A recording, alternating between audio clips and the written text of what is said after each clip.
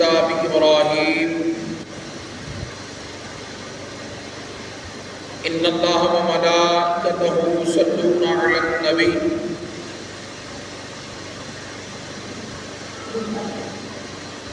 يا أيها الذين آمنوا صلوا عليه وسلموا تسليما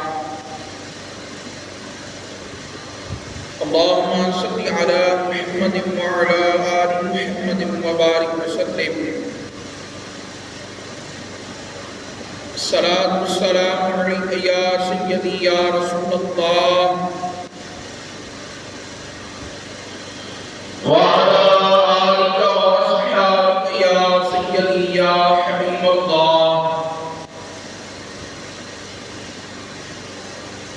رب اشرح لي صدري ويسر لي أمري واحلل عقدة من لساني يفقهوا قولي رب زدني علما رب زدني علما رب زدني علما رب يسر ولا تعسر وتمم بالخير وبك نستعين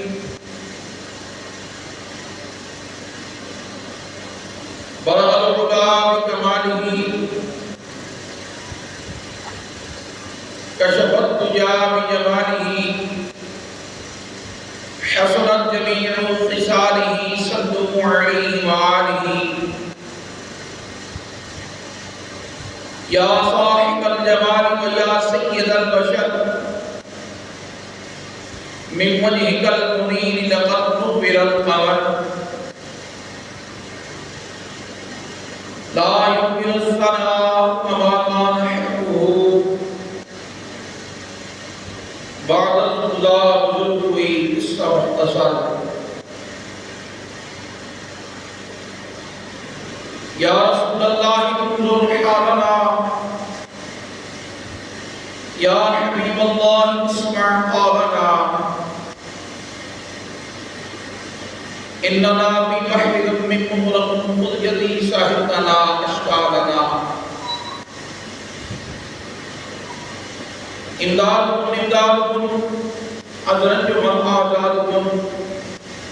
در دین و دنیا شادکم یا مفعال مستقیر بگرداب برا افتاد کشتی ضعیفان شکستارہ مکشتی حق خواجہ عثمان ہارونی مدد کن مدد کن مدد کن یا معین الدین کشتی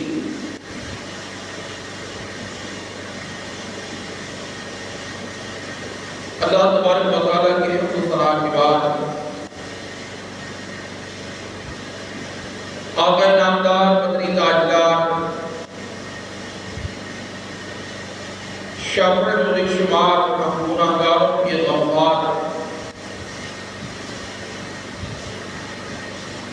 احمد مصطفیٰ جناب محمد مصطفیٰ صلی اللہ علیہ وآلہ وسلم کی ذات کا آشیرواد پر حضرت السلام پیش کرنے کی شرف حاصل رب العالمین کی بارگاہ میں دعا ہے حق سچ بیان کرنے کی توفیق عطا فرمائے مجھے بیان کر کے تمام سامعین و حاضرین کو سن کر عمل کرنے کی توفیق عطا فرمائے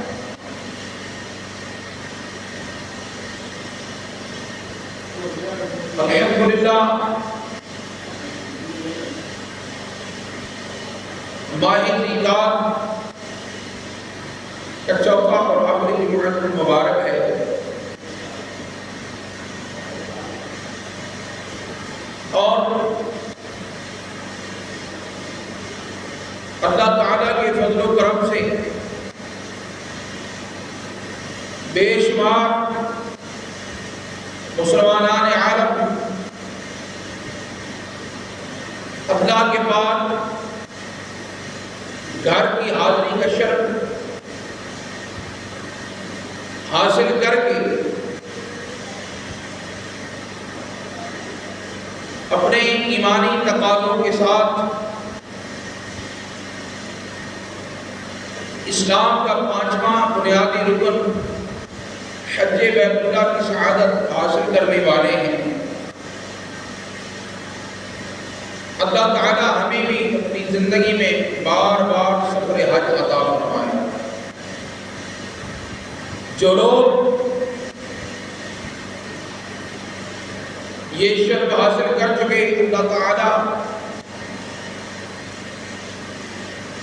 ان کے اس شرف کو قبولیت کے ساتھ مشرف فرمائے۔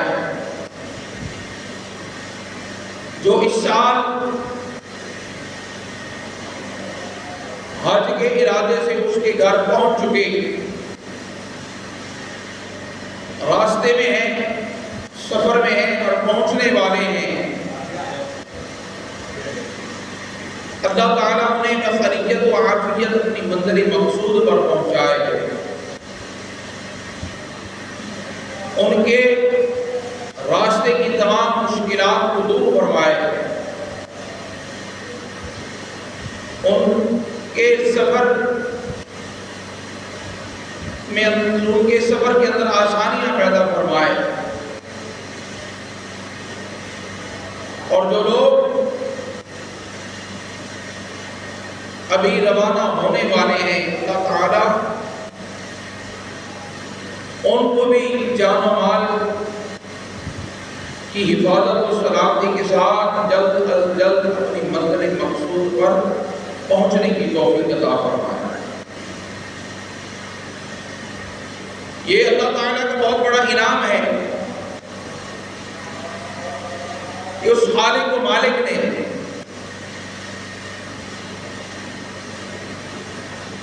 اپنے حبیب کے غلاموں کو اتنی وسعت، اتنی گنجائش عطا فرمائی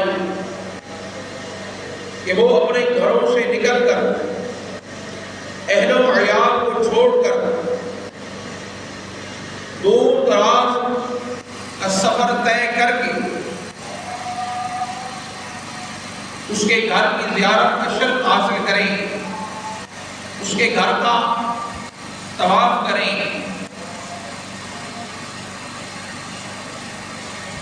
آب زمزم کے جام سے سیراب ہو، حجر اسود کے بوسے کی سعادت حاصل کر کے گناہوں سے پاک صاف ہو جائیں، اور پھر اس کے حبیب کریم صلی اللہ علیہ وآلہ وسلم کے در کی حاضری، جو ایک مومن کے لیے زندگی کا سب سے بڑا اعزاز ہے، اس کے حبیب کے در کی حاضری کا شرف پائیں، اپنی آنکھوں سے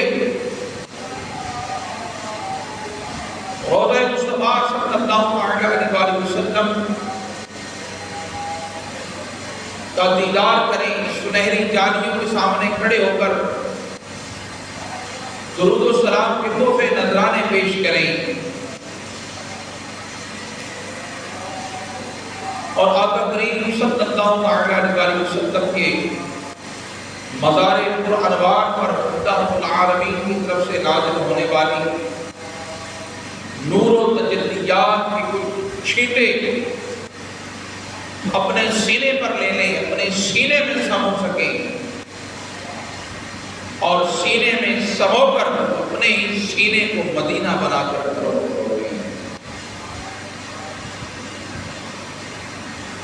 سفر حج اللہ رب العالمین اس کو عطا فرماتا ہے۔ وہ سفر اس کی زندگی کا ایک ایسا عظیم یادگار سفر ہوتا ہے کہ سفر کرنے سے پہلے انسان کو جتنی لگن، جتنی تڑپ اور چاہت ہوتی ہے کہ انسان وہ سفر کرے، سفر کرنے کے بعد جب وہ حاضری کا شرف حاصل کر کے گھر کو پلٹ آتا ہے، اس کی چاہت، اس کی تڑپ اور اس کی لگن اور زیادہ بڑھ جاتی ہے، حتیٰ کہ مسلمان یہ خواہش کر بیٹھتا ہے کہ کاش کہ وہ اس مبارک سفر کے لیے گھر سے نکلے، اس مقام پر پہنچے، اس مقام پر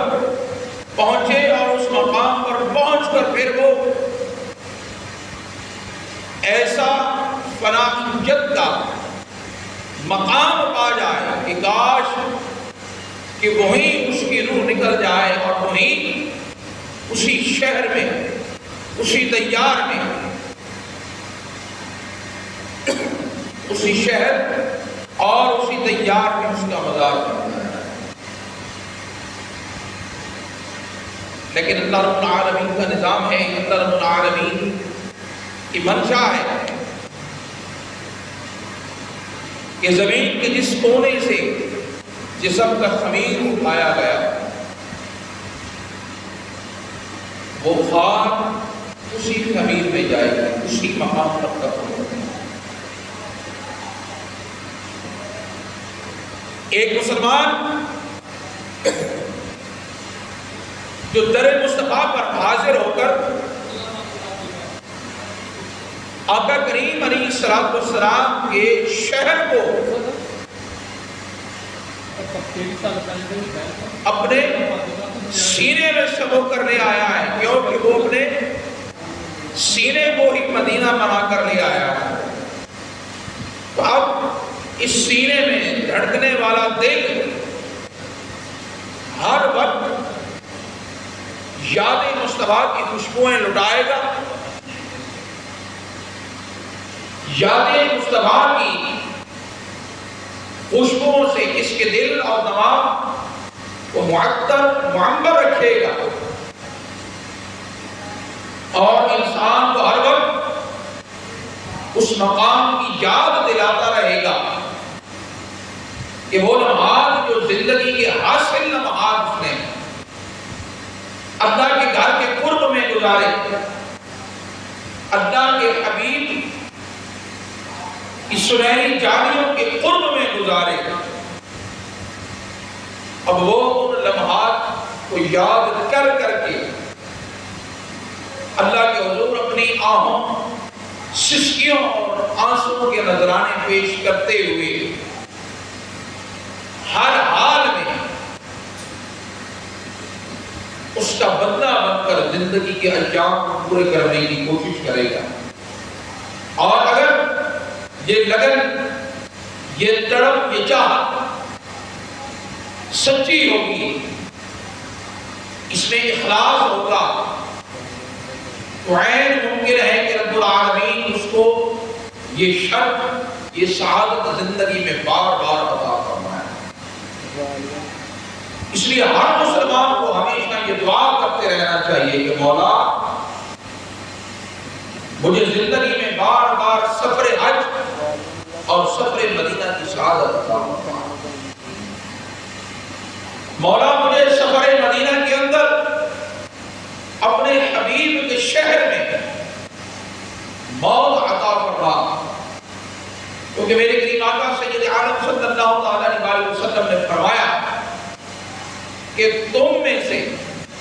جس سے بھی ہو سکے، تم میں سے جس سے بھی ہو سکے اس کو چاہیے کہ وہ مدینہ میں آ کے مرے۔ کیوں؟ کہ مدینہ شہر میں قیامت تک کے لیے رب العالمین کا عذاب نازل نہیں ہوگا۔ اور پھر دوسرا کمال یہ ہے کہ قیامت کے دن جب سب سے پہلے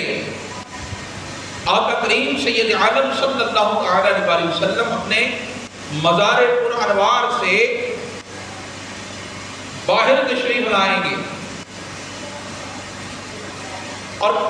آپ کا انداز یہ ہوگا کہ آپ کے دائیں ہاتھ میں جناب صدیق اکبر کا ہاتھ ہوگا، بائیں ہاتھ میں جناب فاروق اعظم کا ہاتھ ہوگا، اور آپ اللہ کی شان کے ساتھ، ایسی شان جو انسانیت نے اس سے پہلے کبھی نہیں دیکھی ہوگی، جب اس شان کے ساتھ آپ اپنے مزار سے باہر تشریف لائیں گے تو آپ کے مزار پر انوار سے باہر تشریف لانے کے بعد سب سے پہلے جو لوگ اپنے مزارات سے باہر آئیں گے وہ جنت البقیع کے لوگ ہوں گے، اہل بیت اور باقی جنت البقیع کے مدفونین ہوں گے۔ پھر آپ اس قافلے کے سالار بن جائیں گے، اس قافلے کے سالار بن کر پھر آپ ملک شام کی سرزمین، اس وقت کا موجودہ ملک شام، اس مقام پر محشر قائم کیا جائے گا۔ آپ محشر کی طرف چل پڑیں گے اور جہاں جہاں سے آپ گزرتے جائیں گے وہاں وہاں زندگی بحال ہوتی جائے گی، کیونکہ اس سے پہلے اللہ رب العالمین کا کل من علیہا فان کا امر لاگو ہو چکا ہوگا، ہر چیز فنا ہو چکی ہوگی۔ فنا ہو جانے کے بعد 6 مہینے کا عرصہ بیتے گا، اس کے بعد پھر جب رب العالمین اپنے حبیب کو مزار انوار سے باہر تشریف لانے کا حکم فرمائے گا، آپ اپنے یاروں کے ہمراہ باہر آئیں گے،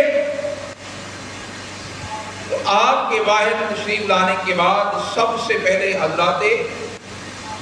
جو مدفونین و مرحومین جنت البقیع ہیں وہ تشریف لائیں گے۔ اس لیے مومن سے کہا، ایمان والے سے کہا، مسلمان سے کہا کہ تم میں سے جس سے بھی ہو سکے اس کو چاہیے کہ وہ مدینے میں آ کے فوت ہو۔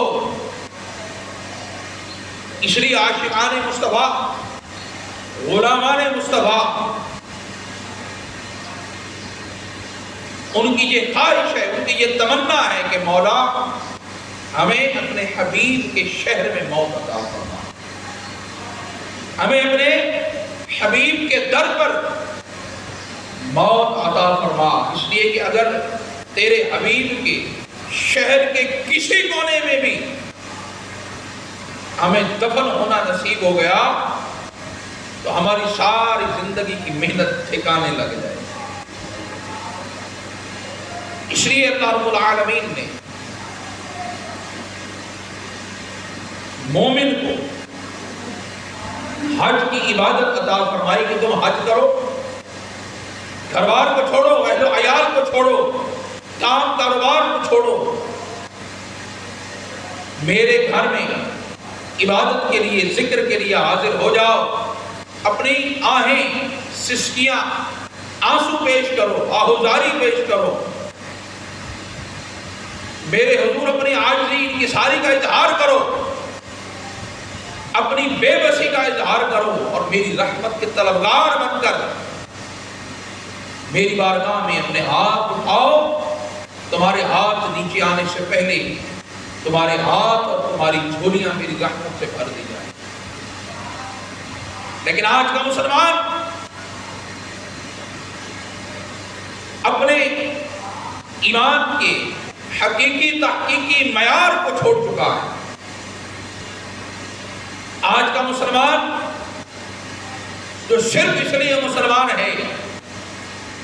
کہ وہ مسلمان ماں باپ کے ہاں پیدا ہوا ہے، ورنہ اس کا کردار، اس کی افکار، اس کی سیرت، اس کا کردار کبھی بھی کہیں بھی کسی بھی طرف سے اس کو مسلمان ثابت نہیں کرتا۔ اغیار نے ہم پر سازشوں کے ایسے ایسے جال پھینکے ہیں، اغیار نے ہمارے عقیدہ ایمان کو ایسے ایسے بار کر کے کمزور کر دیا ہے کہ ہم دنیا دار لوگ، دنیا کی لذتوں اور رنگینیوں میں غرق لوگ چاہ کر بھی نہیں نکل پا رہے۔ ہم اللہ رب العالمین کی رحمتوں کے طلبگار تو ہیں، لیکن اس کے رسول کے حکم کے وفادار نہیں ہیں۔ اگر آج ہم بھی اپنے ایمان کی گہرائیوں کے ساتھ اللہ رسول کے حکم کے وفادار بن جائیں تو صحیح معنوں میں رب کی رحمتوں اور برکتوں کے حقدار بن جائیں۔ اس لیے آج کے اس پرفتن دور میں مومن اپنے کردار کی ضمانت خود نہیں دے سکتا. آج مومن اللہ کے قرآن کو پڑھتا تو ہے لیکن قرآن کو اس انداز میں پڑھتا ہے کہ قرآن سے ثواب لینے کی بجائے الٹا قرآن سے لعنت وصول کر رہا ہوتا ہے. کیوں کہ ہمارے قرآن پڑھنے کا مقصد صرف مردے بخشوانا رہ گیا ہے. ہمارے قرآن کو پڑھنے کا مقصد قرآن سمجھنا نہیں ہے. قرآن پڑھنے کا مقصد صرف نامہ اعمال میں ایک حرف کے بدلے 10 نیکیاں، قل شریف پڑھ لیں، سورہ یاسین پڑھ لیں، کوئی مشکل آ جائے تو کوئی سورت کوئی آیت بطور وظیفہ پڑھ لیں، عمل کرنے کی توفیق نہیں ہے. اس لیے اللہ رب العالمین نے بطور عبرت اور بطور سزا ہم پر ایسے لوگ مسلط کر دیے ہم چاہ کر بھی کچھ نہیں کر سکتے ان کا. آج ہم حج کی سعادت حاصل کرنے کی بات کرتے ہیں. وہ حج جو یادگار ابراہیم ہے، سنت خلیل ہے، بڑے ذوق شوق سے اہتمام کرتے ہیں. لیکن ہمارے حج پر جانے کے جو طریقے ہیں کبھی ہم اس پر غور کریں. کیا ہم واقعی حج پر جا رہے ہیں؟ ایک دنیا دار گناہگار، اللہ کے در سے بھاگا ہوا مجرم، اللہ کے در سے بھاگا ہوا غلام جو اپنے گناہ بخشوانے کے لیے اللہ کے گھر جا رہا ہے اور اس انداز اس اہتمام سے جا رہا ہے گویا وہاں جا کر وہ کعبے پر یا کعبے بابل پر احسان کر رہا ہے. اس لیے اس مقام پر تھوڑی دیر رک کر پہلے اپنے آپ کو قرآن پر پیش کریں، اپنے آپ کو اپنے ایمان پر پیش کریں، اپنے اسلام کو صاحب اسلام کے سامنے پیش کریں کہ میں ایک مومن ہونے کا جو دعویٰ دار ہوں، میرے ایمان کی حقیقت کیا ہے، میرے ایمان کا درجہ کیا ہے. اس لیے آج کے اس پرفتن دور میں مسلمان کو اس کو لذت ایمان سے محروم کر کے لذت ایمان سے محروم کر کے اسلام کے احکام سے باغی کیا جا رہا ہے. کیونکہ ہمارے من میں ہمارے من میں ایمان کی لذت و چاشنی نہیں رہی. اس لیے جب دین کے حکم کی بات آتی ہے تو ہم ٹال مٹول سے کام لیتے ہیں کیونکہ ہمارا ایمان کمزور ہے. ایمان جو من کی گہرائیوں سے وجود پاتا ہے، ہم گناہ کر کر کے دل اتنے سیاہ کر چکے، گناہ کر کر کے آنکھوں کی پٹی اتنی کس کے باندھ چکے کہ ہم وہ لذت حاصل ہی نہیں کر پاتے. آج ہم نماز پڑھنے کے لیے تو کھڑے ہوتے ہیں، مصلی پر ہمارے پاؤں ضرور ہوتے ہیں، لیکن ہمارا دماغ دور کہیں فضاؤں میں، دور کہیں بازاروں میں منڈیوں میں حساب و کتاب میں مصروف ہوتا ہے. آج ہم دعا کے لیے ہاتھ ضرور اٹھاتے ہیں، دعا کے لیے ہاتھ ضرور اٹھاتے ہیں، لیکن کبھی ہم نے مالک کی رضا مانگنے کے لیے دعا نہیں کی، کبھی ہم نے اپنے ایمان کی حفاظت و سلامتی کے لیے دعا نہیں مانگی، کبھی ہم نے عبادت میں لذت کے لیے دعا نہیں مانگی، کبھی ہم نے سجدے میں لذت کی دعا نہیں مانگی. صرف دعا مانگتے ہیں تو مولا ہمیں مصیبتوں سے بچا دے، میرے کاروبار میں برکت عطا فرما دے، میرے کاروبار کو دن دگنی رات چگنی ترقی عطا فرما دے. رب سے کبھی رب کو نہیں مانگا، رب سے کبھی یہ نہیں مانگا کہ مولا مجھے تو اپنا بنا لے یا تو ہی میرا ہو جا۔ اس لیے ایمان کے ان تقاضوں کو پورا کریں۔ جب ایمان کے ان تقاضوں کو پورا کریں گے، پھر جب ہم رب کے حضور، رب کے گھر حج کا شرف حاصل کرنے جائیں گے، پھر وہ حقیقی حج ہوگا جس کے متعلق میرے آقا نے فرمایا کہ حاجی حج کر کے جب گھر کو پلٹتا ہے تو وہ گناہوں سے ایسے پاک صاف ہو چکا ہوتا ہے گویا آج ہی ماں کے پیٹ سے باہر آیا۔ اس لیے اللہ رب العالمین ہمیں یہ مواقع بار بار عطا فرماتا ہے، لیکن ہر بار ہر موقع سے فائدہ اٹھانا ہماری قسمت میں نہیں ہے، ہمارے مقدر میں نہیں ہے، ہماری استطاعت میں نہیں ہے۔ ہمیں موقع جب ملے گا تو ہم اس موقع کو ایک ایسی یادگار بنا لیں گے، ایک ایسی یادگار بنا لیں گے کہ جب ہم اس سے ایک بار فائدہ اٹھا لیں تو پھر اس کا اثر ہماری بقایا ساری زندگی میں نظر آئے۔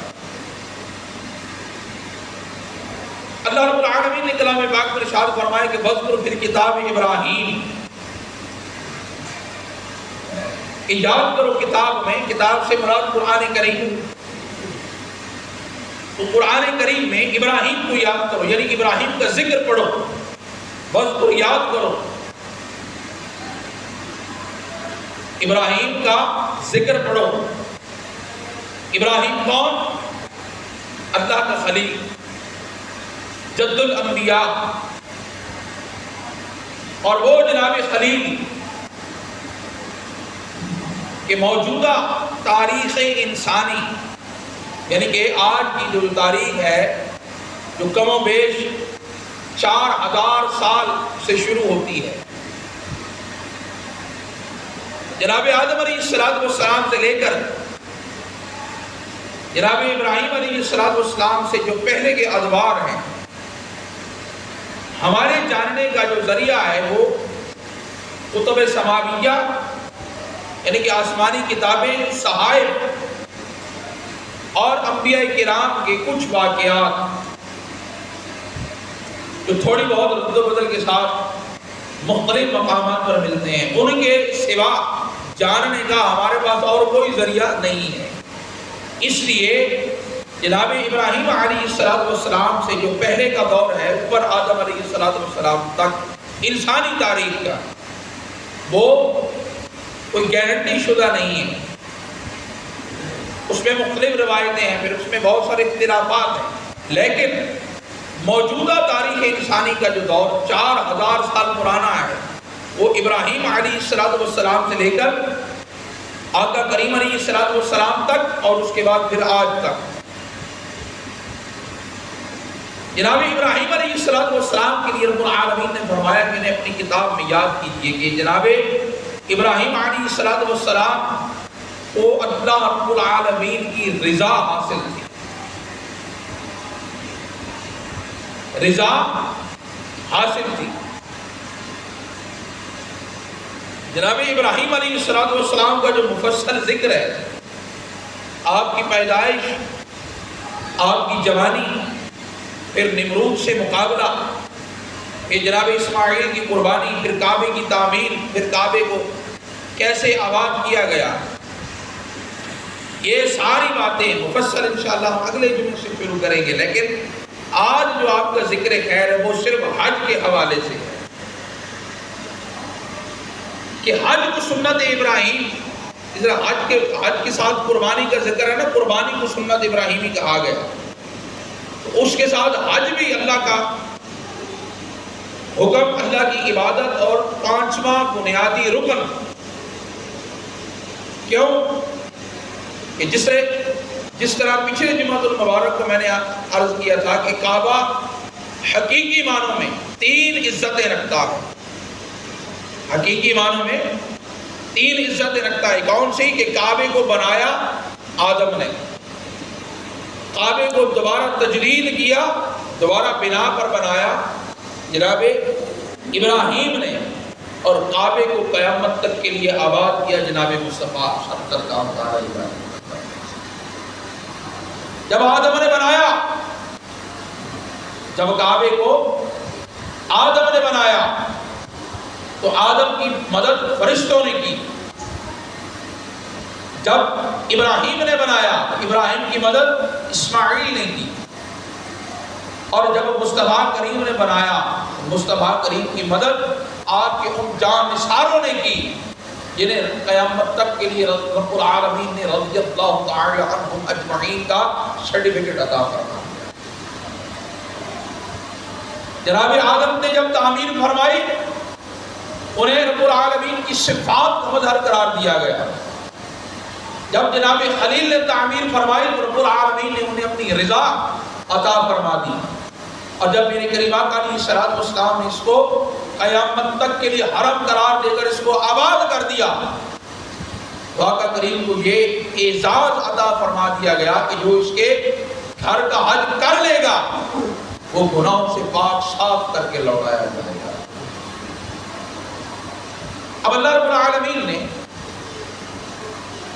کلام پاک میں ارشاد فرمایا کہ ابراہیم کو یاد کرو، اور موجودہ تاریخ انسانی جو جناب ابراہیم علیہ السلام سے شروع ہوتی ہے، اس لیے کہ جناب ابراہیم علیہ السلام ہر قوم میں معزز اور معتبر ہیں، محترم ہیں، مکرم ہیں، اس لیے کہ آپ جد الانبیاء بھی ہیں، آپ جد الانبیاء بھی ہیں اور جد مصطفیٰ بھی ہیں۔ آپ جانتے ہیں کہ اللہ رب العالمین نے جناب ابراہیم علیہ السلام کو دو صاحبزادوں سے نوازا تھا، جناب اسحاق علیہ السلام اور جناب اسماعیل علیہ السلام۔ جناب اسحاق علیہ السلام سے آپ کی جو نسل و ذریت چلی اس میں کم و بیش 40,000 انبیاء کرام تشریف لائے، لیکن جو نسل و ذریت جناب اسماعیل علیہ السلام کی پشت سے چلی، جس کو آپ نے مکہ میں لا کر کعبے کے گرد آباد فرمایا، اور وہی نسل و ذریت جو کعبے کی مجاور بنی، کعبے کے خدمتگار بنے، ان میں سے صرف سید الانبیاء امام الانبیاء احمد مصطفیٰ جناب محمد مصطفیٰ صلی اللہ علیہ وسلم تشریف لائے۔ اگر یہودیت کی بات ہو تو یہودی لوگ جناب ابراہیم علیہ السلام کو اپنے نزدیک بہت معتبر اور بہت محترم شخصیت مانتے ہیں، کیوں کہ ان کے تمام نبی ذریت ابراہیم سے ہیں۔ اس کے بعد اگر عیسائیت کو لیا جائے تو عیسائیوں کے نبی جناب عیسیٰ علیہ السلام بھی چونکہ بنی اسرائیل سے ہی ہیں، لیکن جناب عیسیٰ علیہ السلام چونکہ اللہ رب العالمین کی قدرت کاملہ سے بغیر باپ کے اللہ کی نشانی بن کر پیدا ہوئے، اور اللہ تعالیٰ اتنا قادر و کریم ہے کہ جو رب صالح علیہ السلام کی قوم کے لیے ایک بے جان پتھر، ایک بے جان پہاڑ کی چٹان سے زندہ صحیح و سالم اور صحیح و سالم بچہ کرنے کے قابل اونٹنی کو نکال سکتا ہے، اس کے لیے بغیر باپ کے فقط عورت کے بطن سے بچہ پیدا کرنا کیا محال ہے۔ عیسیٰ علیہ السلام اس لیے اللہ کی نشانی ٹھہرے، ان لوگوں نے عیسیٰ علیہ السلام کی پیدائش و ولادت کو غیر معمولی دیکھ کر اللہ کی قدرت پر ایمان لانے کی بجائے بہک گئے اور عیسیٰ کو اللہ کا بیٹا کہنے لگے۔ ان سے کہا گیا کہ اے عقل کے اندھو، اے عقل کے اندھو، اگر تم عیسیٰ کو فقط بغیر باپ کے پیدا ہونے پر اس کا بیٹا ماننے لگے ہو تو پھر اس آدم کے متعلق تمہارا کیا خیال ہے کہ جس کی نہ ماں ہے نہ باپ ہے؟ وہ آدم بھی تو اللہ کی ہی قدرت کی نشانی تھے نا، جو سب سے پہلے انسان، جو تمام انسانیت کے باپ بنے. تو پھر یہاں پر تو صرف باپ نہیں ماں ہے، لیکن وہاں پر ماں ہی نہیں باپ بھی نہیں. اس لیے اللہ تعالیٰ نے فرمایا کہ عیسیٰ کی تخلیق اللہ کے نزدیک آدم جیسی ہے، لیکن فرق صرف یہ ہے کہ آدم کے ماں باپ دونوں نہیں، عیسیٰ کے صرف باپ نہیں. لیکن اس کے ذریعے تمہاری پرکھ کی گئی، تمہاری جانچ کی گئی کہ تم اللہ کی ذات پر ایمان لاتے ہو کہ نہیں، اللہ کو قادر مطلق مانتے ہو کہ نہیں. تو وہ لوگ نسل ابراہیم، ذریت ابراہیم پر فخر تو کرتے ہیں، لیکن جناب ابراہیم علیہ السلام کی تعلیمات سے دور دراز تک ان کا تعلق نہیں. جناب ابراہیم علیہ السلام جو اللہ رب العالمین کی رضا کا مظہر اور ان کی رضا پر قربان جائے، ان کی رضا، اللہ کی رضا پر کتنا راضی ہیں، سن کر اپنے ایمان کو تازہ کریں کہ جب نمرود نے آگ میں ڈالنے کا حکم دیا، آگ میں ڈالنے کا حکم دیا، منجنیق کے ساتھ باندھ دیے گئے، کپڑے اتار دیے گئے، منجنیق میں رکھ کر چھوڑ دیا گیا. اب جناب ابراہیم آگ میں ڈالے جا رہے ہیں، منجنیق سے نکل کر آگ میں جا رہے ہیں. آسمان کے ملائکہ حیران ہیں، پریشان ہیں کہ رب کا خلیل آگ میں ڈالا جا رہا ہے. ملائکہ نے اپنے امام جبریل سے کہا کہ جبریل آج رب کے خلیل کی مدد کر. جبریل امین نے سدرۃ المنتہا کی بلندیوں کو چھوڑا، جناب خلیل کی خدمت میں حاضری عرض کی، یا خلیل اگر میرے لیے کوئی حکم ہو تو حاضر ہوں، حکم کرے یہ آگ ان نمرودیوں پر پلٹ دوں. جناب ابراہیم نے کہا کہ رب کے حکم سے آیا ہے یا اپنی مرضی سے آیا ہے؟ جناب جبریل نے کہا کہ نہیں، میں تو اپنی مرضی سے آیا ہوں. رب ابراہیم نے کہا کہ پلٹ جا، میرا رب میرے حال کو مجھ سے بہتر جانتا ہے، میرا رب میرے حال کو مجھ سے بہتر جانتا ہے، مجھے تیری مدد کی ضرورت نہیں ہے. جبریل نے کہا کہ پھر رب سے التجا کریں، رب سے دعا کریں، رب سے دعا کریں، التجا کریں. تو جناب ابراہیم نے کہا کہ اگر میرے مولا کو یہی منظور ہے کہ میں اس کے نام پر آگ میں جل جاؤں، تو پھر میں اس کے حکم کے سامنے اپنے سر کو جھکاتا ہوں، کیونکہ میرا رب میرے حال کو مجھ سے بہتر جانتا ہے. جب یہ جواب ملاحظہ کر کے جبریل امین خاموش ہو گئے، تو پھر رب العالمین نے حکم فرمایا کہ یا نار کونی بردن و سلاما علی ابراہیم، اے نار ٹھنڈی اور سلامتی والی ہو جا. اے آگ تیرا کام ہے حرارت، گرمائش پہنچانا، حتیٰ کہ جلا دینا، لیکن آج تیرے لیے قانون بدلا جا رہا ہے کہ تو ٹھنڈی ہو جا، اور اتنی ٹھنڈی نہیں کہ ٹھنڈک سے چلے جائے، نہیں، ٹھنڈی بھی ہو جا، سلامتی والی بھی ہو جا، میرے خلیل کو نقصان نہیں پہنچنا چاہیے. مفسرین نے کہا کہ اس وقت روئے زمین پر جہاں کہیں بھی آگ جل رہی تھی، صرف آتش کدہ نمرود میں نہیں، جہاں کہیں بھی زمین پر آگ جل رہی تھی، آگ ٹھنڈی ہو گئی، کوئی جاندار اس آگ سے فائدہ نہ اٹھا سکا. تو وہ آگ نار سے گلزار بن گئی. کیوں؟ کہ اپنے آپ کو رضائے مولا کے سپرد کر دیا. اس لیے جناب ابراہیم علیہ السلام اقوام عالم کی ہر قوم میں معتبر ہے، معزز محترم ہے. کیوں؟ کہ موجودہ تاریخ انسانی کے معجد جناب ابراہیم علیہ السلام اور ہر مذہب کے پیروکار کے نزدیک آپ محترم ہیں، اس لیے کہ ہر مذہب کی شاخ کہیں نہ کہیں سے آپ کی ذات سے جڑتی ہے۔ اس لیے آج اس پرفتن دور میں اگر ہم صحیح معنوں میں رب العالمین کی رحمتوں اور برکتوں کے طلبگار بننا چاہتے ہیں تو پھر ہمیں اپنی انا کو ختم کر کے اپنے آپ کو مولا کی رضا کے سپرد کرنا پڑے گا، مولا کے احکام پر دل و جان سے عمل کرنا پڑے گا، اللہ کی رضا کے لیے عمل کر کے پھر ہم اس کی رحمت کے طلبگار جب بنیں گے تو رب العالمین ہمارے ہاتھ نیچے آنے سے پہلے ہماری جھولیاں اپنی رحمت سے پُر فرمائے گا۔ اللہ رب العالمین ہم پر اتنی رحمتیں فرمائے گا کہ ہمیں یہاں سے اٹھا کر اپنے اس گھر میں بلائے گا، اپنے اس گھر کی زیارت کروائے گا کہ جس کے متعلق آپ جانتے ہیں کہ جب پہلی نظر پڑتی ہے اور پہلی نظر پڑتی جو دعا مانگیں گے وہ دعا شرف قبولیت پا جائے گی۔ تو وَاذْكُرْ فِي الْكِتَابِ ابراہیم، جب بھی قرآن پڑھیں اور ان الفاظ کی تلاوت کریں تو جناب ابراہیم کی سیرت پر ضرور نظر ڈالیں۔